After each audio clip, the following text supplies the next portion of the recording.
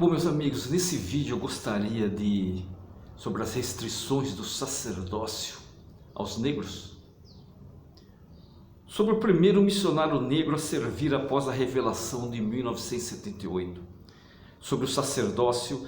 Esse missionário explica por que as tentativas de explicar a proibição fazem mais mal do que bem. Marcos Martins, ele tinha 19 anos em junho de 1978, 19 anos. Marcos Martins, filho do irmão Elvésio Martins, que foi um 70, maravilhoso. Ele não esperava servir missão por causa da restrição do sacerdócio que o impedia de fazê-lo.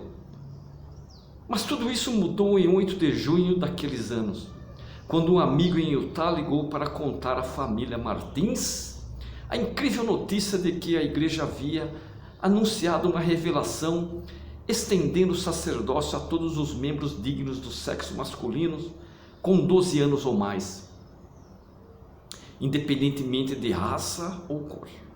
Poucos meses depois, Marcos Martins, que estava noivo na época da revelação, entrou no Centro Missionário do Brasil e tornou-se o primeiro missionário negro a servir após a revelação anunciada. Ele falou num podcast chamado All in Ponto para o jornalista Morgan Jones, o dono desse podcast. Vamos ver o que ele fala. O Morgan Jones pergunta: gostaria de abordar algumas coisas que você disse sobre essas explicações que as pessoas tentaram apresentar para explicar a proibição do sacerdócio. Você disse que esses esforços para explicar a proibição foram talvez mais prejudiciais do que a própria proibição. Você que disse isso. Você pode explicar sobre isso? Porque essas explicações que as pessoas tentaram inventar para justificar a proibição do sacerdócio eram tão prejudiciais? Por quê? Aí que o Marcos Martins responde: sim, vamos revisar quais foram essas explicações.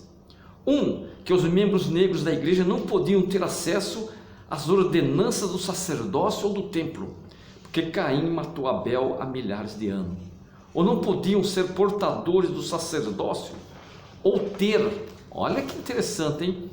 Ou ter acesso às ordenanças do templo, porque na pré-existência eles não eram valentes para defender a Jeová, eles eram menos valentes. Essas foram as explicações de que estou falando.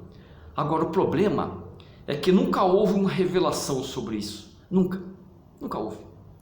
Mas eles se tornaram parte das crenças da igreja. Agora você pode encerrar uma proibição como a primeira presidência e o Quórum dos 12 Apóstolos encerraram uma proibição no ano de 1978. Mas encerrar uma crença, mudar uma crença é mais complicado.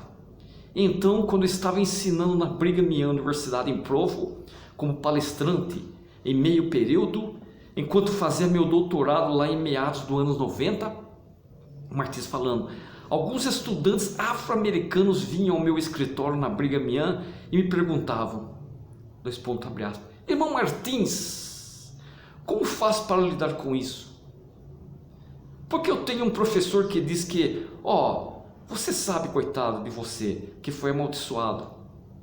Eu disse, bem, olha você, sabe, isso foi quase 20 anos após o fim da proibição, e eles ainda estavam falando em termos de você está amaldiçoado, entre aspas. Houve um aluno que me disse, quando perguntou a seu presidente de missão sobre a proibição, sabe o que o presidente da missão disse? Bem, Deus perdoou a raça negra e é por isso que você pode possuir o sacerdócio. Fecha aspas, ponto. E ele disse, irmão Martins, por que a raça negra foi perdoada? Então isso foi em meados de 1990, 1994, 1995 e 96, quase 20 anos após a proibição. Essas crenças ainda eram difundidas e essas pessoas ainda as transmitiam, mesmo que a proibição do sacerdócio não existisse mais, ainda continuavam falando. É por isso que afirmei em um discurso que essas pseudo-doutrinas, que não passa de pseudo-doutrinas, eram mais prejudiciais do que a proibição, porque a proibição acabou.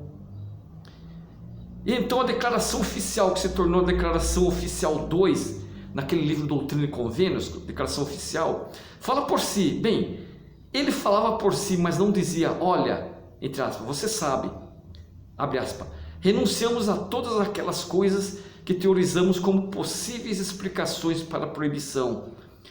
Isso só aconteceu em 2013. Portanto, demoramos 35 anos para termos uma declaração oficial dizendo, abre aspas, rejeitamos essas declarações do passado, fecha aspas.